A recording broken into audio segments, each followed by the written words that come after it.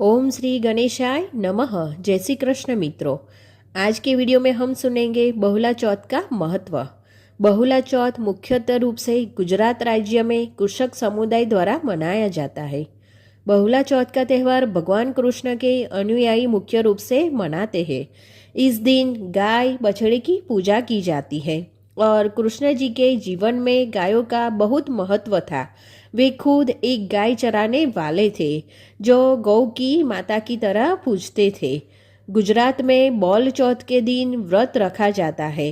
किसान समुदाय में घर का हर एक सदस्य इस व्रत को रखता है और पशुओं की सुरक्षा के लिए प्रार्थना करता है। मध्य प्रदेश में बहुला चौथ थोड़ा अलग तरीके से मनाते हैं। इस दिन घर की औरतें ही व्रत रखती है और संतान प्राप्ति और संकट से निदान के लिए प्रार्थना करती है। औरतें अपने बच्चों की सुरक्षा के लिए भी ये व्रत रखती है, साथ ही पूरे परिवार की समुद्र के लिए प्रार्थना करती है। किसान समुदाय के लोग इस दिन जल्दी उठकर अपने पशुओं और उनके रहने के स्थान को अच्छे से साफ करते हैं। चावल का कुछ बनाकर पशुओं को खिलाया जाता है और उनकी पूजा की जाती है। उस दिन पशुओं द्वारा कोई भी काम नहीं होता है। बहुला चतुर्थी व्रत से संबंधित एक बड़ी ही रोचक कथा प्रचलित है।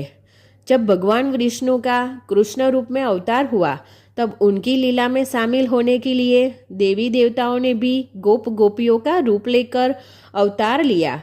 कामधेनु नाम की गाय के मन में भी कृष्ण की सेवा का विचार आया और उसने अपने अंश से बहुला नाम की गाय बनकर नंद बाबा की गौशाला में आ गई। भगवान श्री कृष्ण का बहुला गाय से बड़ा स्नेह था। एक बार श्री कृष्ण के मन में बहुला की परीक्षा लेने का विचार आया। जब बहुला वन में चल रही थी, तब भगवान सिंह के रूप में प्रकट हो गए।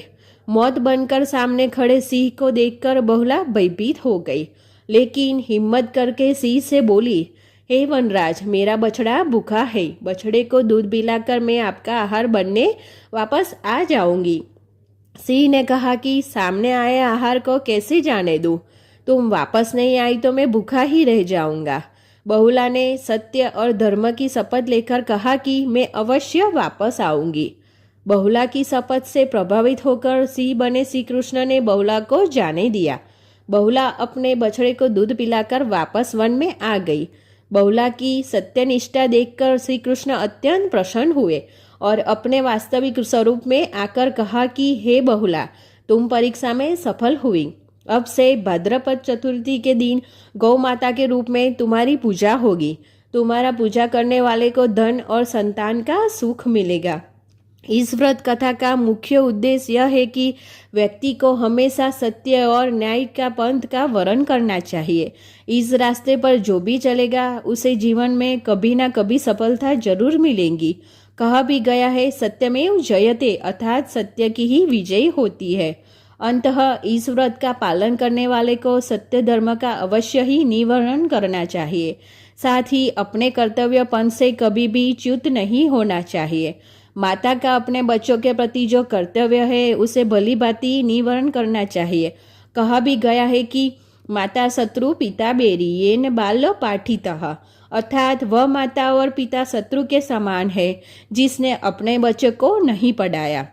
जो स्त्रियां श्रद्धा व भक्तिपूर्वक बहुला व्रत को करती है, वे निश्चय ही गौ माता के समान इस भूमंडल पर पूजनीय होती है। तो आप भी सब बहुला चौथ का व्रत अवश्य कीजिए और उसका फल अवश्य प्राप्त कीजिए।